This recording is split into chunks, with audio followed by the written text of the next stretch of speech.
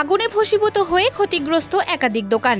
রবিবার হুগলি জেলার তারকেশ্বর চাপাডাঙ্গায় সাত সকালেই আগুন। এই আগুনকে ঘিরে মুহূর্তের মধ্যেই চাঞ্চল্য ছড়িয়ে পড়ে এলাকায়।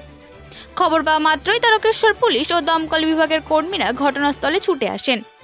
দমকল বিভাগের কর্মীদের ঘণ্টা দুয়ের প্রচেষ্টায় আগুন নিয়ন্ত্রণে আসে। স্থানীয় মানুষরা বলেন, আজ চাপাডাঙ্গা ব্রিজের পাশে কয়েকটি দোকানে হঠাৎ আগুন লেগে যায়। মুহূর্তের মধ্যে সেই আগুন ছড়িয়ে পড়ে। সেখানে কয়েকটি ফাস্টফুড দোকান এবং স্টেশনারি দোকান রয়েছে। তবে ঠিক কী কারণে এরকম আগুন লেগেছে তা এখনো জানা যায়নি। স্থানীয়দের অনুমান, দোকানে ব্যবহৃত গ্যাস সিলিন্ডার ফেটে অথবা লিকেজ হয়েই এই অগ্নিকাণ্ডের সূত্রপাত। আগুন নিয়ন্ত্রণে আনার পর ঘটনাস্থল থেকে উদ্ধার বেশ কয়েকটি গ্যাস সিলিন্ডার।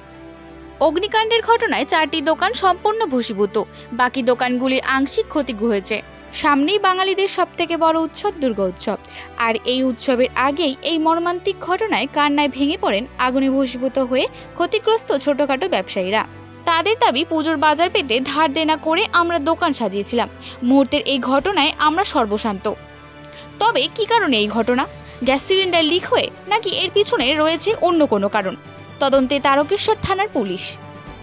তারকেশ্বর থেকে আশিস কুমার ঘোষের রিপোর্ট, মেমারি আপডেট।